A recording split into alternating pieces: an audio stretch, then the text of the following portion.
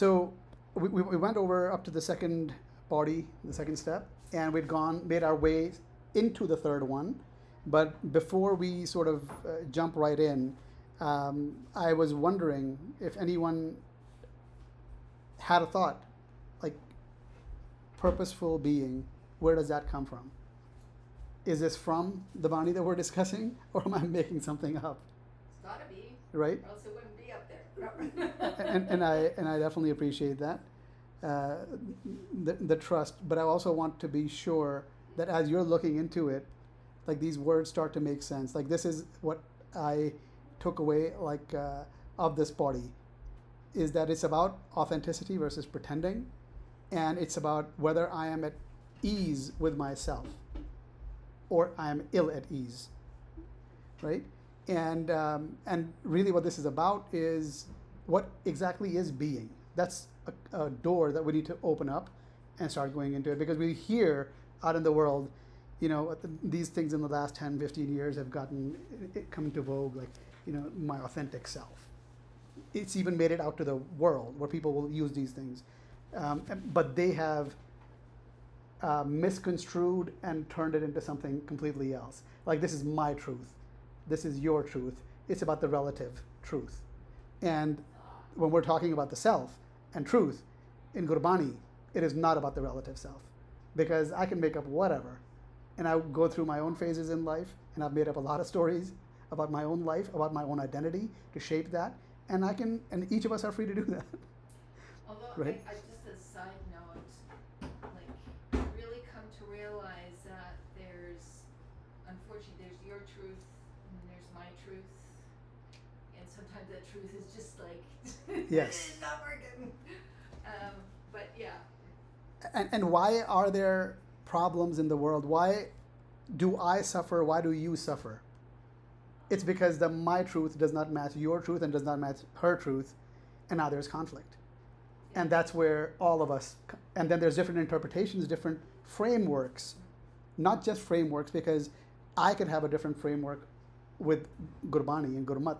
You could have a different one, but then you move that to, people will say, different taram, which is a misconception of taram, right? Because taram has to do with purpose. And it has nothing to do with, there's a Sikh taram or a Hindu taram or a Islamic taram, and that's not it. And also this whole idea of nationhood that people have made up, the mazhab. These are all stuff that we make up. Gurbani talks about Sarab taram mein shreshth taram hari ko naam jap nirmal karam, right? Naam is our taram. So what is the taram? So it's really about getting back to this body, which is Nanak ji upay ka likh naam taram bahalya. And even in Jap Bani, we were talking earlier about Jap Bani just before this started, is it starts with the taram, right? Tal taram daya kaput, right? Everybody wants to jump into the religious life or the righteous life, but it's more or less self-righteous, right? So why do we get into that? Because we're not really starting with daya. Purpose does not come out of, purpose emerges out of my sense of self or the sense of reality, right? That's how I deal with it. Like, what is my purpose? How would I know? It has something to do with everything around me. It's not just my purpose is like me, as in like I'm an atom and everything else does not matter, because I'm still going to live in the world. And my issues are sometimes with the world, most of the time, but a lot of times it's with myself and my own conception of myself. So in Jap Bani talks about Tal Taram Daya Kaput, Santok Thap Rakhya Jini Sut. So that emerges and is sourced from within compassion. And if there is no compassion, what purpose is going to emerge? So there are some fundamental things, in Daya is compassion. Yeah, Daya, Hema, these are, and that's forgiveness, right? These are very core ways of approaching and being. It is out of there that purpose emerges. And the context for everything is the Ik, Oankar, Sat, Naam, Karta Purakh Nirpaho, and that. So that is the essence of oneness. because within oneness there cannot be enmity, there cannot be compulsion, there cannot be from without. It comes from within. And that, yeah. Just, I don't know, I always like to make sure that everything is understood. Are you familiar with Ekankar, Satnam, Kartapa, Nebo? We should, yes? I'm familiar with the oneness, that piece of it, the specific words Yeah. get lost Maybe in. we Yeah. could, like, It's actually, send something for him, Yeah. like to, I mean, that is, to me, it's always essential, the Mool Mantra. You know, so maybe just. yeah, to I'll post it to our group. Yeah. And that was the one slide in which I had encapsulated what it means, not from what the traditional imposition of meaning is to these things, but in emerging from oneness. What does that mean? And that's a very different meaning. Because when we're talking about fear, that there is nothing to fear, there is only one. So that's obvious. That's the surface level. What's beneath that, right? And it's really about there's no compulsion. Because there is no other, so there is no fear. It's obvious, right? It's a true statement. It's a true wisdom. But what it means is that there is no compulsion. One is not acting out of compulsion. So, for instance, when we talk about like whatever we're learning here, how does this come to my life? How is this the ground from which my being emerges? That can only happen if I am internally no longer confused and I don't have my baggage that I came with me messing this interpretation up. You see, because everything we hear, we never hear what's being said. Everything I'm saying is being filtered by each of you in your conception of the world. And that's why a lot of times people say, you said this. No. I may have even used certain words, but that is not what I'm saying. So it's the filter, right? So with Gurbani, this is in poetic verse, so it's harder. So it requires a lot, right? The meaning isn't patently, it isn't obvious a lot of times. So Nanak ji upay kya likh naam taram bahalya. So it is through naam, naam, which is being. This is the ontological nature of the one, that it manifests itself through being in everything, in consciousness. So Name comes from Nam. Naam, yeah, over here, naam Okay. is through naam. And Name is like Nana, Kanna, Mama, and then, okay, yeah. yes. So that is true. That is why it's purposeful being in the way that I am putting it together. If I'm going to create a title, that's what I came up with, is that this is about purposeful being. Now this is in a way also letting the cat out of the bag, because all of this may not seem to emerge to a lot of people. Like there's a lot of slides, right? There's a lot of exposition on certain things. Sorry, what was Name? Is being? Nam. No, but Name. That's just a variation on nam. Oh, So but you nam is, yeah. it's the ontological nature of self. So it's the being aspect. So the one, ik, Yeah. Oankar manifested itself. The Oang came into form, Akar, and that is the process that is emerging, which is Sat.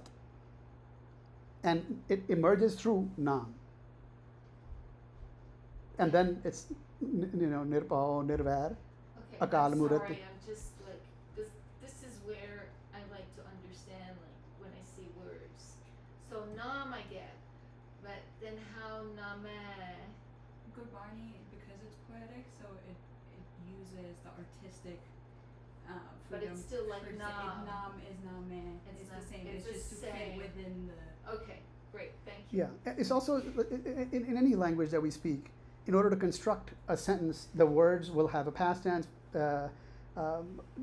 Tenses are important. There's plural, there's singular, all of those, right? And that also shows up in Gurbani to understand. So the point I was making was that the purposeful being is inherent within this, but someone who hasn't extracted that may not see it.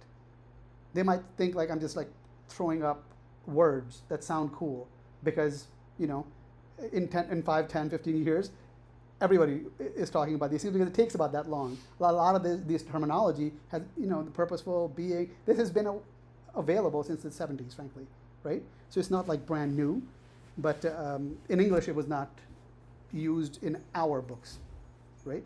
So that's what this is about, is that within oneness, what will fit?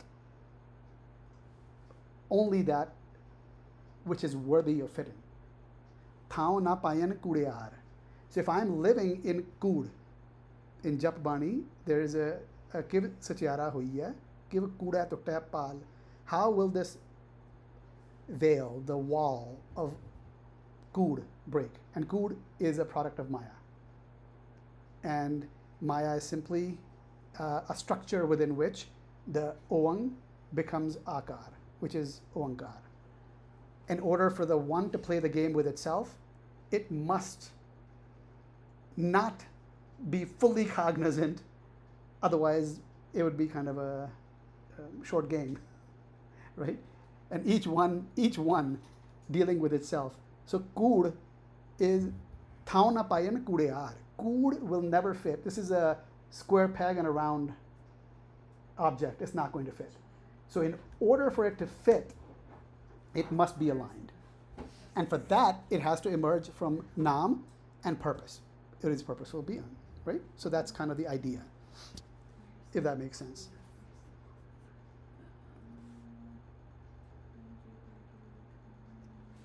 So one of the questions that came up here was, like, am I aligned with my true being? That's a very... But your true being doesn't exist. Only the one So what is that true being? That's another question. So it's not one question. It's just, this is an opening for us to reflect, and we'll probably have a lot. Or am I uneasy? You ask a lot of people who don't engage in vichar, they will say, oh, I'm fine. How are you? I'm fine. I'm good. Right? And why do we say I'm good? Because have you ever attempted to tell somebody, or somebody asks how you are, and then you start telling them how you are? They want to get the heck away from you as quickly as possible, because nobody wants to actually know how you are, right? So, am I uneasy? Gurmat vichar is probably going to make me terribly uneasy, because if I'm self-reflective, I'm going to see a lot of the stuff that's going on in here. And if I'm not uneasy, then I'm probably not going deep enough. And for me, I find like the best moments of life is when the ease is there because it fits. And when it fits, there isn't a whole lot to say. It's just a magnificent space. Because I'm not ill. I haven't made up stories. But one can only get there if one is connected, but connected to what? We are all connected, and we are all disconnected. We're connected to something. For almost all of us, for almost all of the time, it is not oneness. So we are connected to something. If I don't recognize to what I'm connected, then I don't know what is at the source of my unease, the dis-ease, the disease. So this is another way of talking about this. Now, I'm not going to go through all of it because we did this last time. This is the first 4 pauriyan, and this is the flow of the Bani as Guru Nanak had expounded it. So we go from Ji Upay ka Likhnama Taram Bahalya to Apina Pog Pog Ka Hoye Pasmad Paur Siddhaya. And we talked about the first couple of lines in here, Vadda Hua Dunidar. And why is the structure, the way that we are presenting it or approaching it, different? Because there are shlok in front of these. But when I started the Bani, it had to start with the shlok because they literally come first. But after the first step, after the first pauri, I did not go to the shlok. I took the pauri. And I joined the sense of one pauri to the next, because that's the only way I'll know that the shlok that are written in front of the pauri makes sense. Otherwise, I might start going off on a tangent in story. And this is what I found in the various groups that we've reflected, is people don't know what the shlok means. And they're like, I can understand the pauri, but I have no idea how to relate to the shlok. That's because you're not starting with the pauri. You're just starting, you're jumping straight to the shlok. And it may not make sense. But if you understand the flow, then it will make sense. So, correct me if I'm wrong. I believe normally, like, okay, you have a slok and then you have Paurhi. Like, so if you're reading, let's say you're taking a hukam, you always have to read the slok and the Paurhi. Yeah. And the Paurhi always comes after the slok, Correct. right? Yes. Yeah, okay. So because I was surprised here, you have the slok and then you have all these Paurhi and then you have Mela, Bella, and then doesn't get to another slok. They are the shlok. The melle pahle and the mella duja are the shlok.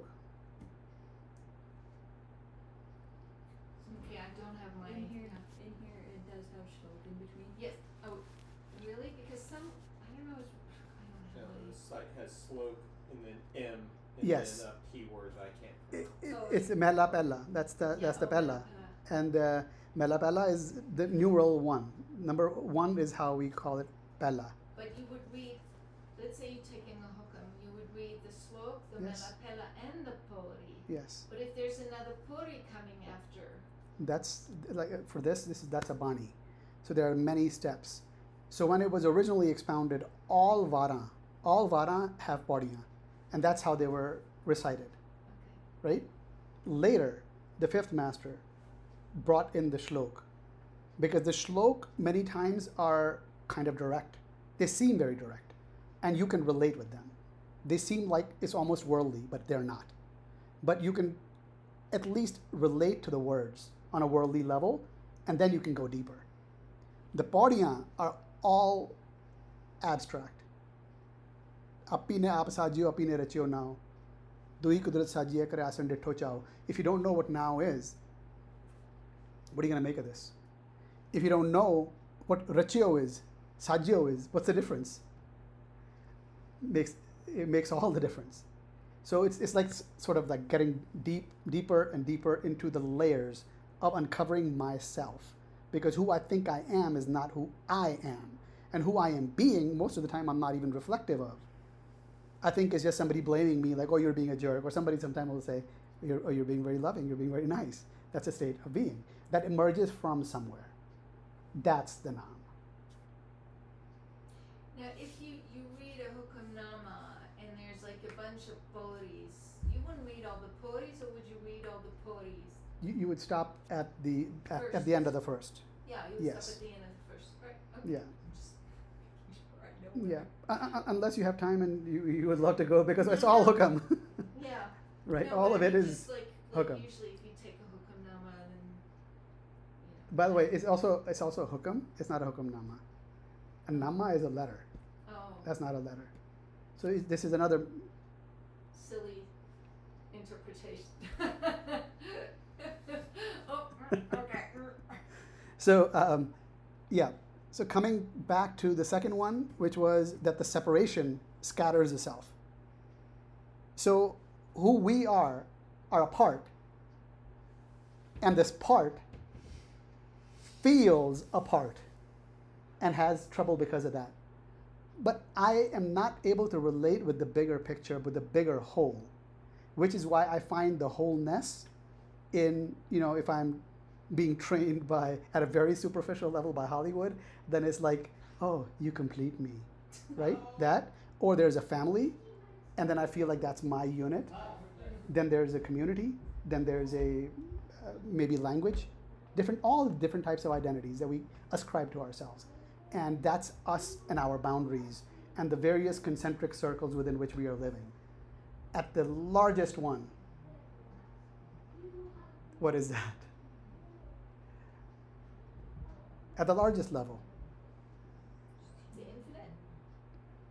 I mean, that's the game. That's the game to play when we are living our life. Where am I operating out of? What is my conception of self when I'm dealing with people, when I'm in conflict? Where am I coming from? Because then things get internalized and personalized very quickly. Identity, right away. That's like a toothache. You cannot think of anything but your tooth. But when you don't have a toothache, you never think about your teeth. So you don't think about yourself or your identity until you feel attacked. And then all of a sudden it's right there. And then it's sort of like, that's my space to reflect. Like, why is it that I feel attacked? Why is it that I'm operating out of here?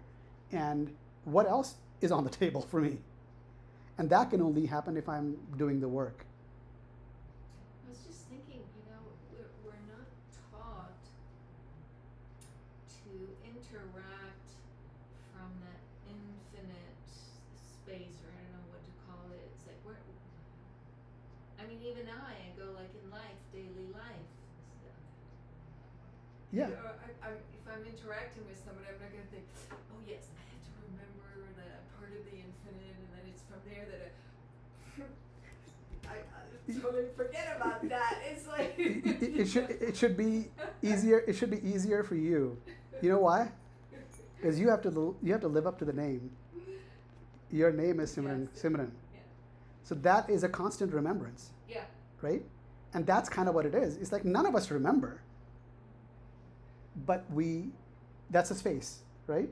But I'm just thinking, what if we taught this, which is not an easy thing to teach. It's like how to interact from that space. This is actually this is a good topic. Yes. This We is should a probably really take good this. topic. You know what we also need to do, I'm also seeing, is that going into Gurbani and opening up certain aspects and certain concepts, we also need to have the distinction be fully brought out, and that can't happen when you're just like running through. That life, you have to discuss life, and that's where the distinction can come in. Or you can take a course that I can recommend to all of you, which is a commitment, but I'll talk about that after here, not on video. So it is the separation scatters the self. Of whom? The one. There is only one. And it's about recognizing that all of these long to return to the source. Actually, all and every aspect of the manifestation, from the absolute worst to the best, want to be one. What do the worst of us want? They want what? To kill? They want to kill. They want to commit genocide. Plenty of that going around. Why? If you kill all of the other, then in your conception, what's left? Only you. Oh, well, like whatever you consider to be me, right? Your community, then there's one. So the worst of us are also striving for one, and the best of us are striving for one, not in killing anyone or anything, but in bringing it together. So it's all going towards one. Everything is, the fractured ones are attempting to get back to the source. It's like somebody realizing it's an individual within the hive mind, and then being confused of how do I get back into the hive mind while still realizing you're an individual. But also the hive, if you think about it, I mean, I appreciate the example that it can help us relate to that I am a part of a thing. But that thing stands in contrast to everything else. And that's part of the problem, is that I'm not seeing the else as me. I'm seeing that as the other. So then I operate out of whatever I relate with as me. Right? And that's at the root of all conflict. It will collapse when your husband or your wife doesn't agree with you. Then it's like, then you feel more and more centered in this bag of skin and bones, right? And then you feel like, oh, this is me. How could she or he talk to me that way, right? And then there's that conflict. And that's a very lonely space if you don't even have that. But really, at the larger level, what Gurbani's talking about is about everything. But you got to start with you and whatever all of that means. So this is about the second one, it's about gazing inward, obviously asking about questions to myself, because that's where everything starts. And each of us must always do this. Does not matter which level we are at. It could be at the start, and some people think that there is an end, but whatever that end is, do you think they don't have to be present to this? Everyone. Like, if somebody's working out and the muscles are pretty strong, they'll take you for a while, but if you're not engaged in that, after a while it starts to atrophy, because that's just the way life is. If I'm not present, if I've gone up the levels and I'm not present, after a little while, it's gone. because it's a constant thing. That's why it seems hard. Because as soon as I open my eyes, what do I see?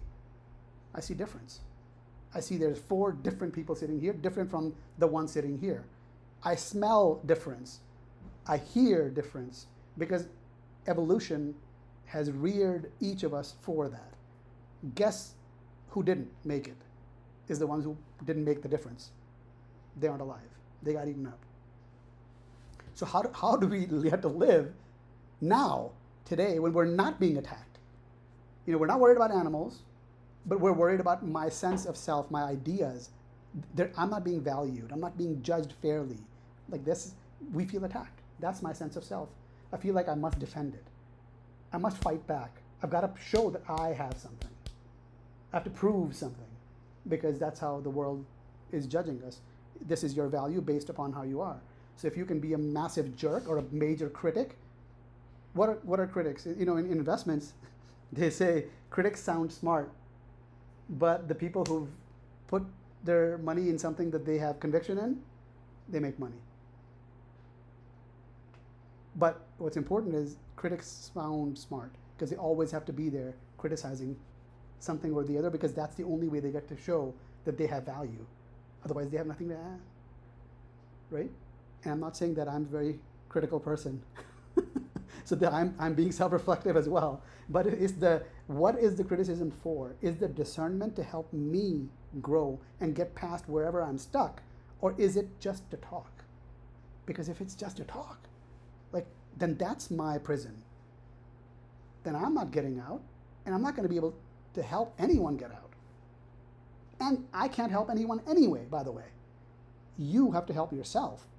The distinction is there for you to use in your experience, and then this will be real. Otherwise, it's not real. It's just words.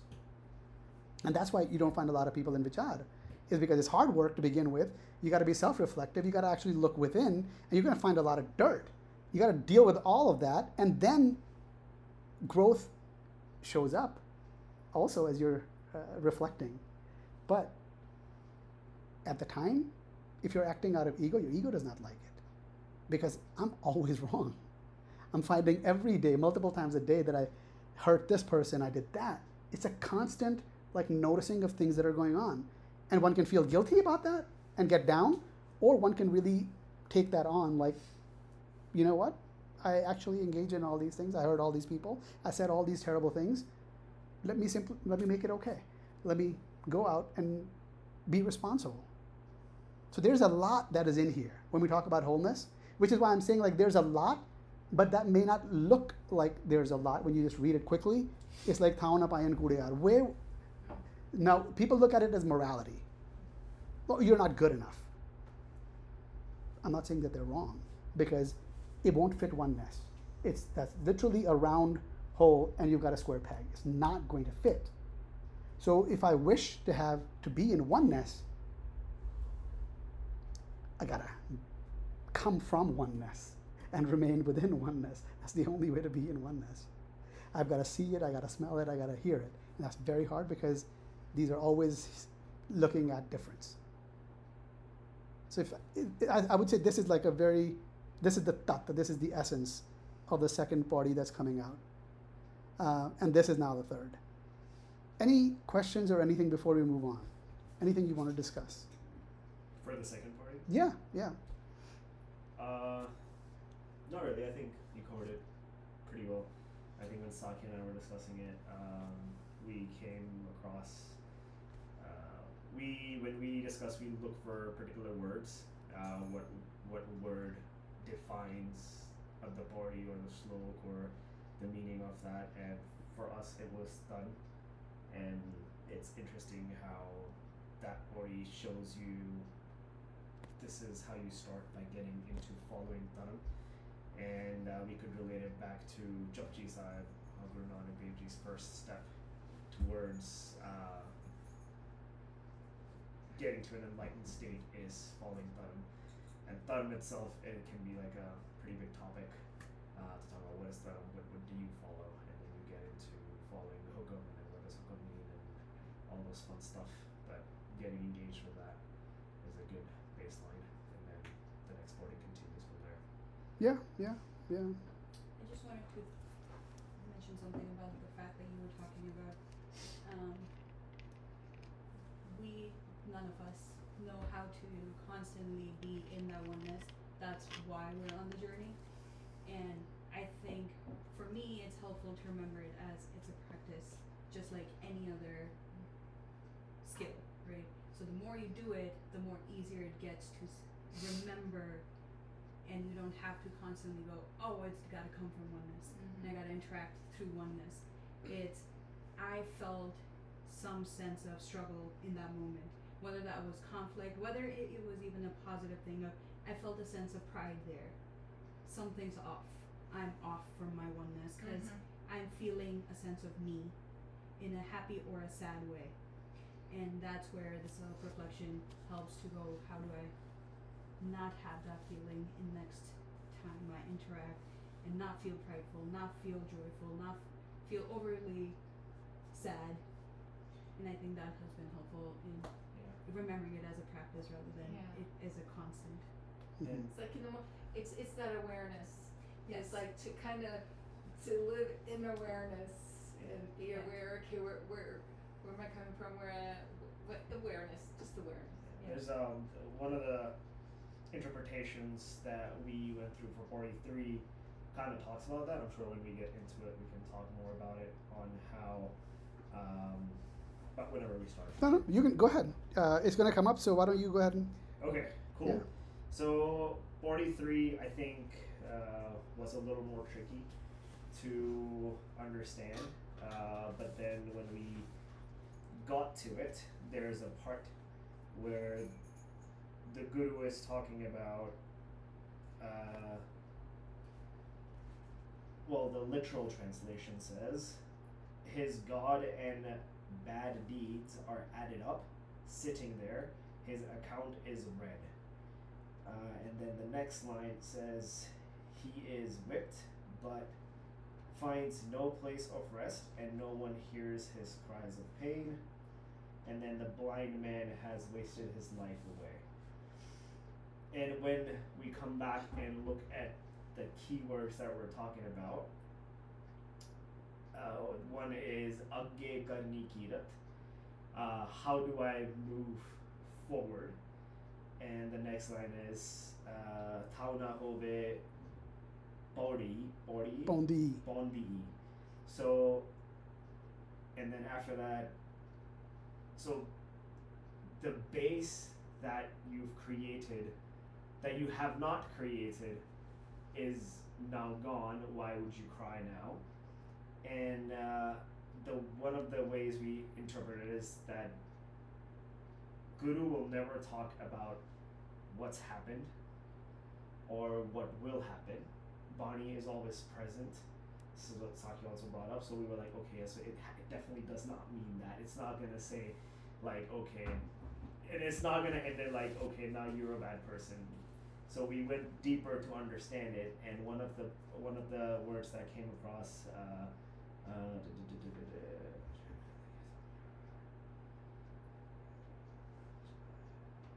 like that you have the both of you should be able to have a conversation forth, yeah. about this. It's great.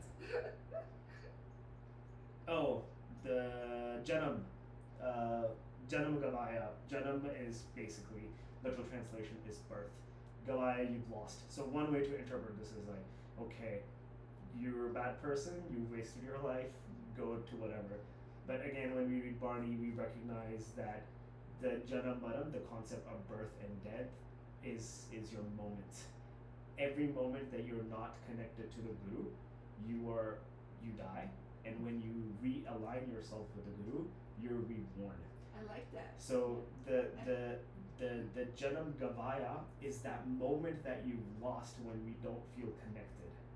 And then Agge Karni Kirat is, again, going back to, when you go back to the shlokas, to understand how to realign ourselves with the Guru, and then coming back to Saki's point, that it'll be a point where we don't have to remember, we'll be in and out of moments. We're all in and out of moments all the time. So that was one way how we tried to move away from literal translation and see how we could see it in the present. Cool. Yeah, thank you. Just point, because it happens here and in every vichar that I ever do, is that there is no literal translation. Yeah. They're all interpretations, Right. right? Because it's also poetic verse. So even Shakespeare, there's depths to that. So any poetry of great worth, and this is tremendous amount of insight that one can keep getting because the subject matter is so deep. So appi ne pog kya hoye pasmar paur sidhaya. Oops, moving the wrong direction. There we go. We talked about this, that it's about there we go. Appi ne is yourself. Pog kya hoye pasmar paur sidhaya. Paur sidhaya. Something was brought up and animated. And that's actually ash. Pasmad, hoye pasmad. Paur sidhaya. To be the dust and to be animated. So what's this talking about? This is literally about the foundation, the first party and the second party we're talking about. Right? The one manifested itself. That's at the macro level. But there's also then a personal level. There's a micro level. Me and how I'm dealing with things. So I construct myself, an idea of myself every day. Sometimes there's an idea that I'm attached to that's been coming. There's a momentum, right? Maybe I did that when I was a child, whatever. Some people are stuck in various stages. And then they remain stuck in that age. And have I developed that further? The sense of self, the sense of me, who I am, and what I am not. That's the other important thing. Because that's the thing that has to be bridged. So, hoye pasmad paur sidhaya, vadda hoa dunidar. And what is a dunidar? Dunidar is one that is steeped in and lost within the dunya, which is Maya, which is the ephemeral, which is the interpretation, not the reality. It's the playground where the make-believe is manifested, and I get to make up all kinds of stories and ascribe meaning to things, right? And that's the vadda hua dunidar gal sangal katti chalaya. Now this, when I strive to be big, to be known, to be recognized in the dunya, in the world. Most of us acting out of ego because that's our training. Like you need to matter, otherwise you will amount to nothing. Have we not heard that? Like amount to nothing. What would that be? Nothing for what? To whom? There is some value that is extrinsic. That is why it's nothing. Like somebody will say that it's nothing. And that means a lot. Otherwise, if it didn't mean anything, then all of the extrinsic stuff doesn't mean anything. That's a whole different ballgame now. But most of us are living defined by things external to ourselves. So vadda hua dunidar gal sangal. Now I've got this noose and many nooses. I'm being yanked in this way or that by the world because there's different needs and different perceived needs and different expectations that have been put upon each of us. By myself, by my loved ones, and then by most not so loved ones. There's expectations. And that I'm being pulled here and there. So, and that's all because I'm attached to the ephemeral, to the fleeting, to something that is temporary. Agya, karani kirti vachiya. All whatever that I'm engaged in, and most of us are human doings. Always doing, our doing reflects upon who we are internally, about the true self, right? So, agya karani kirti vachiya. Agya is what? It's literally the next. It's what's next. It's, you could say, right now, when do I get present? Because the present is all there is, right? There is no future and there is no past. But from my conception of self, like right now, if I said something that I need to reflect upon, it will happen in the present. That'll be subsequent to whenever I said it. So, agya, that's the agya. We don't have to create stories about the next life, about a place that we're going to go to where we'll be judged, because I am judged every day. I judge myself every day according to some standard. In my life, that standard may get bigger and bigger, right? So each of us have that to deal with. And that also is where self-respect comes in. Like, I'm not amounting, it's not enough for me.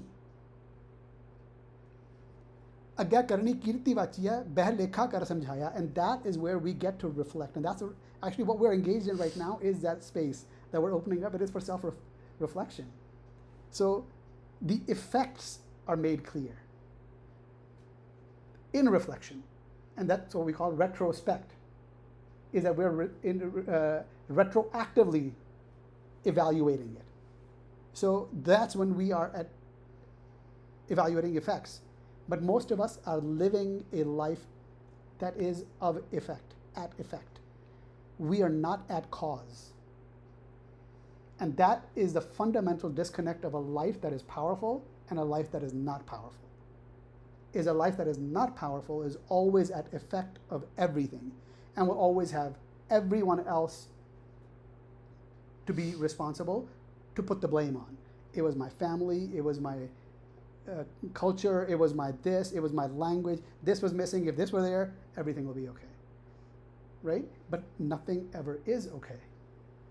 I go to vacation because I'm exhausted from everything that's going on. Oh my God, I'm so tired at work. I go to vacation and I'm at vacation, but I'm not present.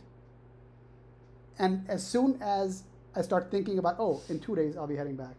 In 3 days I'll be heading back. Oh, here's my ticket. My little pop-up came up that, the check-in tomorrow. That day starts to suck right there because I actually never got on vacation. It's no matter where I go, there I am. So I bring everything with me. I'm not free because I don't have to go anywhere to be free. But I could be free everywhere. That's the paradox of this whole thing. So, ਥਾਉ ਨਾ ਹੋਵੀ ਪਾਉਂਦੀ ਹੁਣ ਸੁਣੀਆਂ ਕਿ ਹਾਰੂ ਆਇਆ.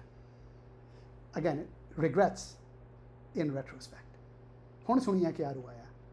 You see, this is about that paradox between me getting something and living a life of growth that has taken that in and internalized it. But constantly being regretful in retrospect shows that I haven't learned, I haven't grown, I haven't internalized it. It's not a part of me, whatever that me is. Now, it's not telling here about the me, it's just giving us openings for us to pull the thread on over and over. And then what we find is what? Man andha. This has nothing to do with not having sight. Because the previous one talked about Je saw chanda ugve. Actually, it was in the beginning. There was a context setting. Je saw chanda ugve, suraj chade hazar. There could be 100 suns and thousands of suns and hundreds of moons. But I'm living in utter darkness because it has nothing to do with the light outside. It has to do with the man being in the dark about who I am and what my relationship is with everything. And how is it that I'm to live a fulfilled life and not live as an animal always trying to protect the ego in self-preservation, which is how most body-based people will live. And the more we get away from the body, then you find there's a lot more introspection. So, Janam Gavaya is, as Veer was talking about, the Gurbani, there's another line which is very helpful for me that cleared up, is Akhan Jima, Visram Mar Jaun. Akhan Okha Sacha Now. And Sache Naam ki lagya puk. Now also is Naam, Sache Naam ki lagya puk. Right? This is in our daily, we recite this. And that actually makes it clear that a lot of times we'll get into the stories of multiple lives and whatnot. And the reason I'm calling it a story is not because it's not true. It doesn't, I'm saying it's a moot point, that whether it's true or not. Point is, when I am engaged, I'm alive. And when I am disengaged, it's as though I'm dead. Akhan jiva, visrain, mar jaun. So फिर किस चीज़ तो? Because it's okha, akhan, okha, sacha now. It is the now, it is the being, which is fundamental, by the way. That's the mool, that's the essence of oneness, through which everything emerges. So akhan, okha, sacha now. And that's the real hunger. Sache naam ki lagya puk. Because that satiation, when I'm fulfilled from that meal, from that being my food, that takes away all hunger. Because it's not about just one hunger. It's about all hunger. Pukhiyan phukh na utri, je banna puriyan pahar.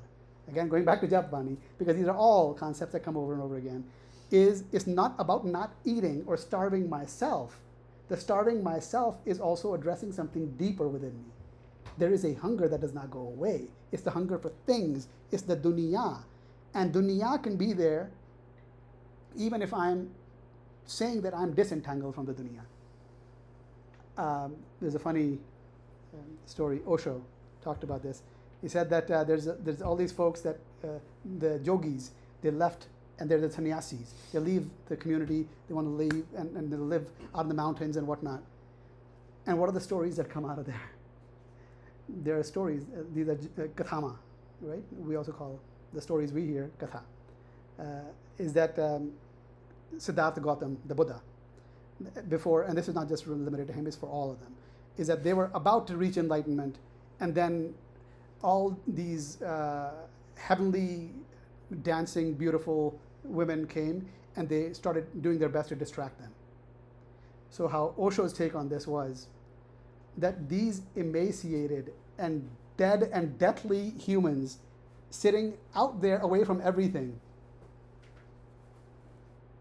when they're reflecting upon the purpose of their life being to be enlightened and to be one, to be in jog. To be in jog is to be one. By the way, these all come together. That's why Siddh Gosht is also very important. Is that it's about oneness.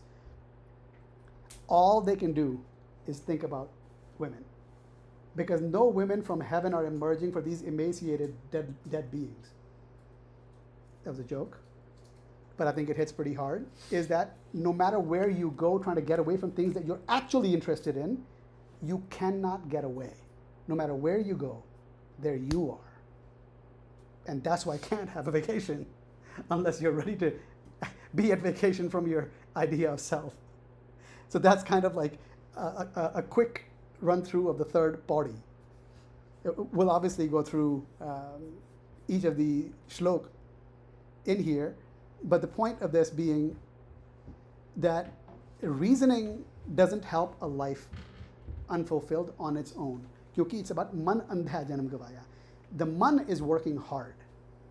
The man of everyone is working, unless there's a handicap. The man is working. Most of the time it's spinning its wheels. So just working hard doesn't mean anything, right? Spinning wheels doesn't help. We did this, so I'm not going to go through it, but this is just to ground us. Like that's why the third party is talking about this. And we are here temporarily. The body will perish because we are attached to the body. The consciousness that inhabits this body and animates it, which is what the Hoy Pasmada Paur Siddhaya. A lot of what I give a lot of attention and a lot of importance and a lot of value to what my perspective is, to what's important to me. It's less important to me what everyone out there, what's their perspective. You give value to your perspective. But it's harder for me to do that because I'm so self-absorbed. I'm caught within my idea of me. So this is kind of talking about that. That's why this is ashes. It's like literally ash. I'm giving it value, I'm giving it meaning, and every bit of ash is doing the same. Because that's the animating principle of the man, is each one thinks they are a unit separated. So this is all like a game of reflections, and we're lost in comparisons. And we're missing the massiveness, the grandiosity, the largeness of it all. Because all of it is what I am. I am that drop. There is no separation. I live in it. This body will die within it. And all of it does not change a thing that I will always be within its embrace. I am always within it. So we think there is a place to go. That I will do this. And in fact, this Bani also talks about it, and Jab Bani also talks about it. We feel this distance. Some think it's close, some think it's far. Neda kaya kadur, right? Neda kedur. We're caught in our reasoning and analyses, and the point that comes out of this is the question that I need to ask myself is, am I living as a reflection of life, or am I immersed in the essence of what life is? And that has to do with purpose. And that's why the second Paurhi was talking about dharma. But that has to do with naam. It doesn't mean anything without naam. You had asked about this one, Vismad, right? So this is the first shlok of the third Paurhi that we would recite right after the second Paurhi. And Vismad, Oh, Vismad, yeah. yeah. So Vismad is a state. It's very hard to say like what that. If it says amazing there, it doesn't mean that that's amazing. I could have literally written wow. It's just when there is nothing. Wow is a word that doesn't mean anything. It's simply a state of awe. yeah. It's just awe. Expression. It's just an expression, and that's the Vismad. And there's Vismad through all things. So if you break it down, like put Vismad on one side, and now it's Nad, Ved, Ji, Ped, Roop, Rang, and then Nange Pire Jant. I have to sing the Shabbat again. Yeah, A yeah. little bit. So sounds, learning, sentient life, diversity, form, all types of forms, and the various pull that they have. They are colored, they're rang, right? Not all rang is what Gurbani says will get me to oneness.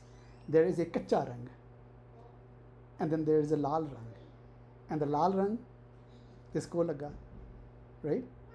And those are called the ones that are vadpagi. This ke vadpaga, and it's the ones who are steeped in and drenched in the color red. And color red, again, being universal. This has nothing to do with Punjab. The color red. What do you give to a person you love? Even in the dunya. It's a red rose, right? The color red means something. When you get married in Punjab, the women wear red.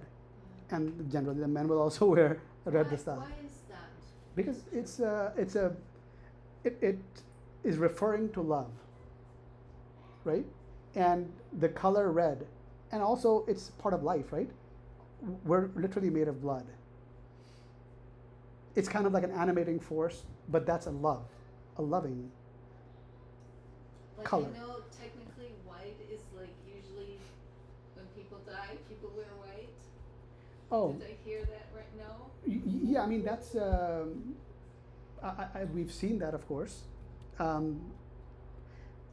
I don't want to impose meaning upon that. I'm just attempting to stay within Okay, I'm just the trying- Gurbani. Yes, you're right. This is like, for me, it was just kind of strange. But in many cultures, they wear black. Yeah, it's Yeah. all very cultural Yeah. significance. There's a movie called PK, and there's a funny Yeah. scene in there in which an alien comes to on Earth, and he doesn't know the color schemes, so he goes to celebrate something, and everyone's wearing white, and people get upset at him that this is a death, don't do that. So he understood that wearing white is death. Next thing he walks into, there's a lady with a white dress, and he says sorry for your loss, but she's getting married, so he gets beat in there, and so on and so forth. They go through different cultures, so all colors and everything is very cultural, just to a particular culture. Yeah.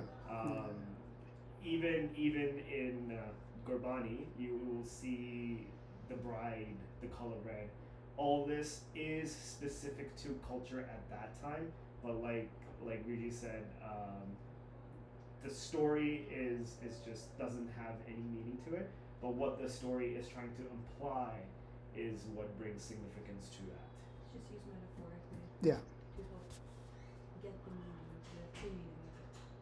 Yeah, but it's just something I noticed because of course coming from the West, so Right. and then I like they're wearing red when they get married, and so I mean as a Westerner you have to learn all these things, Right. that you don't know like.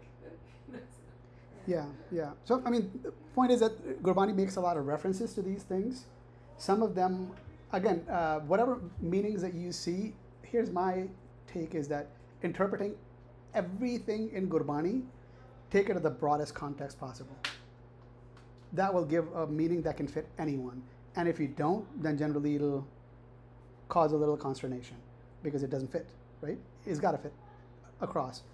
Now, for most cultures that will fit, we can generalize. It won't fit all, right? I'm not familiar with a lot of African cultures, no clue. So it may not fit somewhere. And it's talking about vulnerability. Nange phire jante. Right? It doesn't have to do with morality necessarily. And these are wandering tools. Jant are tools.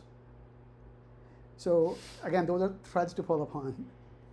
Air, water, all of which is necessary for expression of life and perspective. Agni khedda vedani. And this is about what is used to purify and burn. Because purifying and burning itself, fire, serves many purposes. Gurbani references the fire within as a destructive thing, right? It's the fire of Mo, the Agan. Mo is my attachment, various attachments to all types of things that I give value. Today's Mother's Day. You know, the funny thing, my mother sent me something, and it was meant to be like a poetic thing, like people pass around WhatsApp, you know. So, but the second line within that, it says the embrace of mamta and the god, which is to be in the lap of this love. So I sent back a research on mamta. There is no context in Gurbani where that is positive. Mamta is maya. It is attachment. So it's funny how things that we think, again, it's Mother's Day, and what do most mothers do? Most mothers are attached to the progeny. Because what is that? It's an extension of the self. It's about legacy. That's why men may not be as attached. These are all generic things, of course. I was actually very close with my children. But the point is, the world makes meaning to these things. But at the end of the day, most of us are caught in the trap of attachment. And attachment to what? Again, sense of self. And, okay, let's keep it within here. Because if it starts getting too big, then it gets uncomfortable. What about me as an American? And now I'm a hyphenated American. And then it's just like, oh, but what about the needs of the people that we're dropping those bombs on? If that's me, then I can't really engage in that. So it like contradicts everything. Now my politics, my economics, everything is challenged. And that is something that most people would not want to discuss. Because what? You're saying that you're not American? You should get out of here. Okay. But everyone who calls themselves American actually came here and took the land away from the people who were here. So each of us have our own problems, and we make up stories to feel better about ourselves. And each of us are looking for a better life. And none of us were invited. That's literally like the story of America. It's like none of us were invited. All showed up and taking things and whatnot without due deference to and love for what's there, which is literally the land that we're living in and depending upon, which is like one of the most richest areas of the world. Like it's a blessing. There's plenty to live and plenty to share and plenty to develop. But we are looking at a limited world, right? Limited pie. And then we start fighting. Agni khedda vedani. So this is Vedan, is a very mysterious and many different ways that it expresses itself, this fire. The fire of hunger, attachment, greed manifests itself everywhere. But also the fire is necessary, because Gurbani also talks about the fire within the womb, because that is where we find life and emerge from that. So there is, it can be constructive, it can be restorative, and it can be very destructive. Especially when we're outside, we find the Maya, and that's the fire that we're talking about. That's what we're burning within. Jealousy, greed, want, and our bodily urges, which is tarti, vismad khani. So this tarti could be the one tarti outside, but really, what is this? It's mitti, right? This is tarti. So this is also the bodily urges, because we're attached to, and in fact, a lot of people, when they will speak about women, a lot of yogis actually, they said that what grounds us into this, like we need to get higher, we need to be above, but the women will ground us, keep us attached to the Maya. So we've got to get away. Well, that's easy. So just pluck out your eye. Yes, it's a good one. Viswad saad lage hai prani. So these are the tastes. Saad is swad. Prani nu lage hoye hai, and these are the things that pull us.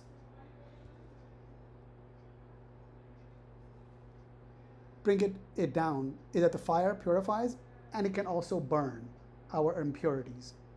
Impurities of what? Of the other, otherness, wanting, not paying attention to the needs, but really being caught in the want and the desire, which is literally asakivar. And it's about expressions and the various tastes that we had, and that, most importantly, that we are based in the body and not in our being. We're not paying attention to the being.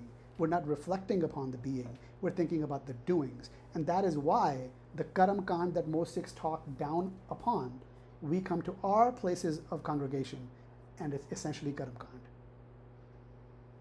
Kand. Almost everything we're engaged in is Karam Kand, because it's not coming out of a deep sense of reflectiveness, because it doesn't require a whole lot of stuff. The stuff is by people who don't get it. Just translate for him. Karam is deeds. Kand are, it's an effect of deeds. Doing versus being. Exactly. But most people don't think about the being. So it's really all about the doing. So people will say, what did you do? Oh, you went to this place, you went to church today? What did you do? If I was doing a lot of things, then I missed church, right? Because if I walked out of there with a lot to reflect upon, then there's some sense of going to church.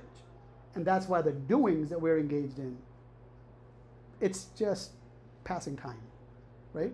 This is, yeah. But reflecting can get in the way of being.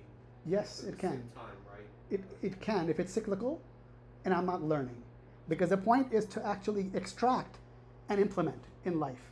It is not to constantly be on that same rodent on the wheel, right? Because it can lead to anxiety. It can even lead to depression. It can lead to a lot of problems, thinking too much. Reflecting actually has a meaning that is different than thinking. In Gurbani, thinking is about soch, and that leads to anxiety.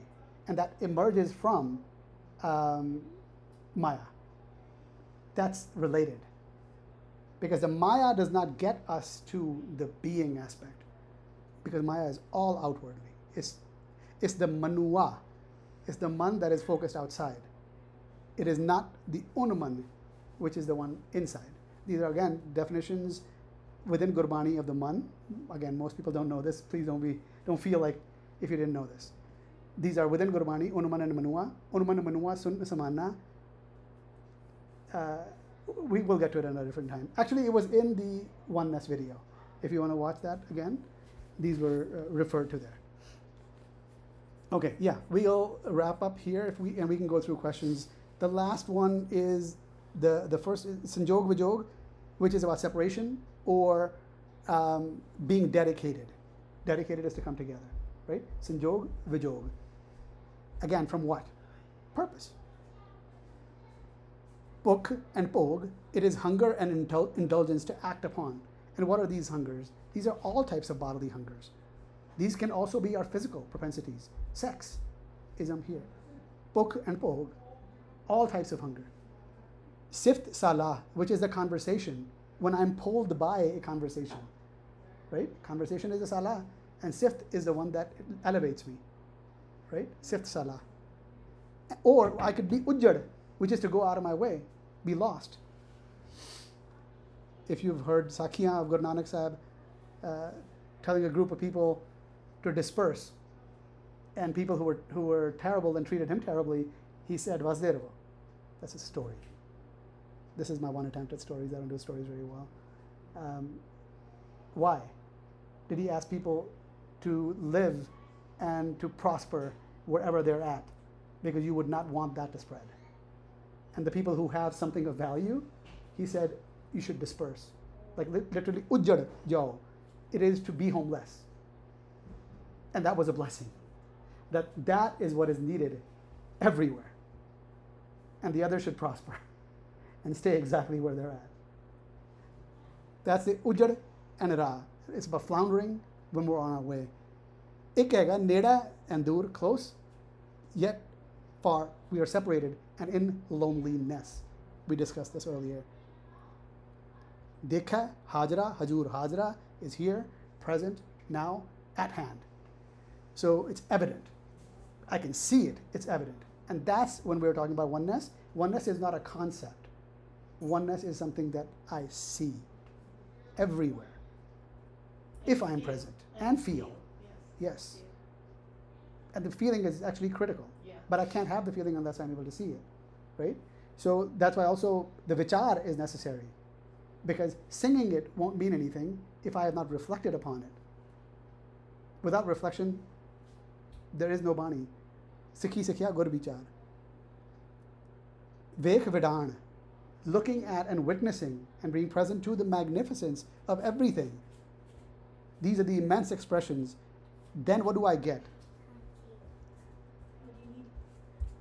You just want to sit here? I get to bujj. Bujj expanded is also bujharat. Bujharat is a puzzle. It's a riddle that I must get. If I am explaining something to you, that does not mean that you got it. In fact, that's exactly why Gurbani asks us, main bujjana and tusi bujjana. I have to get it. Whatever someone tells me, I might say, okay, this is the meaning of this word. But I don't get what that really is referring to. That's bujjana. That requires vichar and that requires reflection. And that has to be lived. And then I get it. Oh, that's what they were talking about.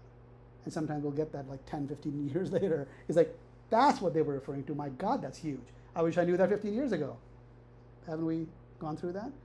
I mean, that's bujjana. The bujjan pura pahag. And this is getting oneness if I am present to it. Sometimes it takes 40 years, 50 years to get something. Yeah, Absolutely. it's like right in front of your face. Absolutely. But here's what I always say. But it does not have to. No, but sometimes it's like, I don't know, I do healing all the time. I work on myself all the time. And sometimes, like, really, literally, it's like 40, 50 years later, I'm going like, why haven't I been looking at this? It's been staring Right. me in the face for years. But it's not time. Sometimes it's just not time. There's a time, and then all of a sudden it's like the click. I mean, there's so much we gotta work on ourselves. It's crazy. But I mean, literally, there's been things where I go like, wow, it took me like 50 years to look at this and heal this. Yeah. And yet it was staring me in the face for all these years. Have you reflected on why? Like I say, it's like sometimes it's okay. It's difficult actually to answer that because all I can say is like I always say our story tells us everything about us, and if we can like really truly see and listen to our story, all the answers are there. But sometimes you there's so much to detect, so you can't see everything. So life will, like situations or instances or daily stuff will go, why, I don't know, why am I acting like this? And then you'll go like, this, which I was aware of, but I couldn't get to it for whatever reason. I mean, there's so much to look at and learn about ourselves and heal. Maybe a better question might be, what precedes you getting it? It's a situation that you realize is not working, let's say, and you go like, okay, why? and then you reflect on, okay, why is this continuously happening, let's say. Yeah. And then you go like, ah. Yeah. You take time to look at it. But there's so many instances like in life like that. So it's like I said, there's a time for everything. And I mean, when I can't remember what it was, but I had this realization, and I go like, how is it that it took me so long to just address this when I've known about it?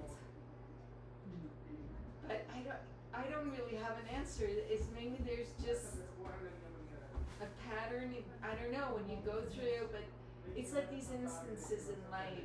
Like if all of a sudden you react, let's take, you react to something that's happening. Well, that reaction is going to tell you what's going on if you're willing to look at it. It's like, why did I react? Yeah. You know, and then there's a Shabbat or something where it says the solution is in the question. I don't remember if that's the correct, but it's like, the solution is in the question. There's a Shabbat, I don't remember that says something like that. Let me take a step back on so we can open it up a little bit. This is like really, I mean, it's vast, it's a vast. No, what I'm actually asking you to do is to maybe reconsider the idea of that there is time, because there is no time, right? So what I'm suggesting is to go to first principles and start from there. And if like things happen in time, that's a common understanding that we have. It takes time, it'll happen at a certain time, and then people will say it'll happen when it's supposed to happen, right? All these are kind of like, you can't really argue that, because you can't, right? They're meant to be like that, they're phrased that way. So the question again comes to, why here and not in at an earlier juncture? Well, what was it about this one? What was it that had me put this off? Because likely growth comes from pain. Mm-hmm. Yeah. And I don't want to face pain, and I'm avoiding pain. So when I am ready to take that on, I will take it on, and when I do take it on, I'll see. Yes. And before that, I don't want to take it on. That doesn't mean that I couldn't have taken it on, but I would have had to feel the pain. Or feel the pain, acknowledge the pain, because sometimes we Yes. can't even acknowledge it. There's an interesting one. We can end at that. I'll throw this out there. There's a distinction. Actually, it's from later in Asahiwar.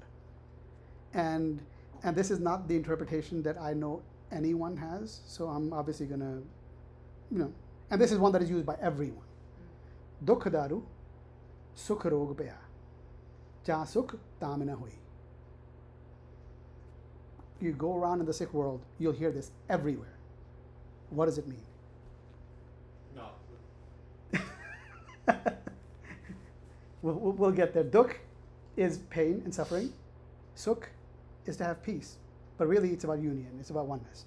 So dukh daru, sukh rog paya, ja sukh tam na hui. Almost very few people will say, tu karta karuna main nahi, jaho kari na hui, balihari kudrat vasya, tera ant na jai lakhya. Right? That's what comes. However, dukh daru, sukh rog paya, what does it mean? And almost everyone, and all the interpretations, all the tike, and everyone has pretty much the same meaning. And I disagree with all of them, because I think they forgot their own ways of dealing with Gurbani, and they completely missed the boat. So what is the meaning that is acceptable? Yeah, exactly. First we got to get the boat, so we know that's the wrong boat. The way I understood it is, it's like we say davadaru in our everyday life. So dukh daru, it's actually the opposite of the surface level of when you go through the struggle, the pain, that's your davadaru. Sukh rupya is when you are immersed in just the happy things of life, that's your actual role. That's when you're stuck in your own loop of ego, of your own Yes. loop of hell. Yes, yes. So, dukh daru sukh rupya. Ja sukh taam na hoyi. Yeah. Say, so you can't get true eternal bliss if you are stuck in just looking for avoiding pain or looking for happiness on the surface. And actually, that's a very good encapsulation of how most interpreters have put that out there, because that's what everyone says. If you pay attention to how it's written, it's dukh with singular. Kaka has an ankar. Dukh daru. Sukh rog paya. What does paya mean?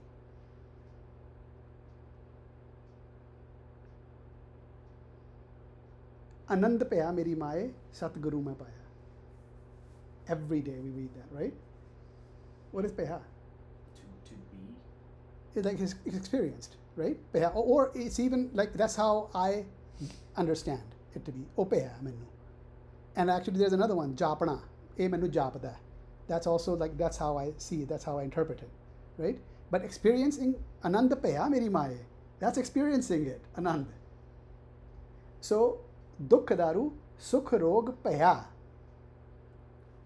What they missed was that both dukh and sukh have an ankar. So actually that's the opposite of what they think it is.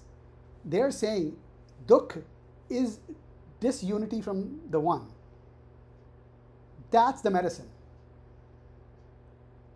That's not what they're saying. But actually that's they're believing that that's the daru. It is to be broken from that one. You know why? If you've heard it in the community, and maybe the various communities that you go to, maybe you'll find analogous situations, is everyone wants to be religious, but they don't want their children to be too religious. What are you going to be a pai? People want to look down upon, and then they'll say, Baba Buddha. We want our priest to be like Baba Buddha. What the hell are you guys talking about? You want to mistreat the people who are going to give the value. It's disjointed. It's like there's a disconnect, there's a dissonance in our being, and we don't get it. Like what we're saying, who we are being. Dukh, daru, paya. To be broken from the one seems like medicine to me. I have ascribed that to be the medicine. And sukh, which is union, which is jog, to be oneness, that's the rogue. Because I don't want it. That line is actually saying the exact opposite of what everyone says it does. That is the reason why we are not attached to it. Because if we all got that, we'd be living it. It's actually saying we don't get anything. You've missed the entire boat. We are actually attached, and we think my pain and suffering will be alleviated if I'm disconnected from that. I actually don't want it. Why is it that 90 whatever % of the population is not engaged or steeped in this, in love, in oneness? Is because we do not find peace or all the great things that we talk about within that. We actually want to get the hell away from it as far as we can. But in our talk, we will talk about it. In our doing, we will discuss it. Because we actually think that rogue is in sukh. That's because that's what it looks like to me, paya. Because ja sukh, if I were in union, then I cannot be a tami. Ja sukh tam na hoi. Then I cannot be a tamsic person. And there is rajo, tamo, and sato. What is I cannot be in a lack of an industrious person. I cannot remain lethargic. I will actually have to engage. I would have to be engaged. And that's the only way. I got to put my life on the line, but I'm not willing to do that. That's why there's lethargy. Like when we talk about that, why is it that most people are not? Because to them, that is death. And it's right. Because Gurbani's invitation to us is, Jautao prem khilan ka chao, sir tahar tali gali meri aao. Put your head on the palm of your hands. Pehla maran kabul, jeevan ki chadas. Accept death. Who the heck wants to accept death? And that is the reason why people are not on the path. Is because it threatens everything they hold dear. And that is why dukkadaru, sukharobya. It's a profound revelation if you understand what Gurbani is saying. Otherwise, we can just make it whatever, because you can play around with words. You can give it conceptual meaning and think like, oh, it makes sense. But it doesn't make sense if you look at it in the flow of Asakivar, where that line comes. I'll stop here because that's a pretty good one to walk away with. But we can ask questions. If anybody has to go, we can go. If anybody has questions, we can talk it through and discuss anything you want to talk about.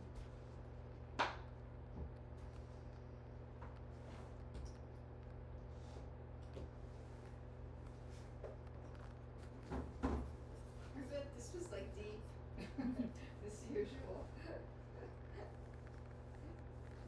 So I'm going to stop it then. Are we all good?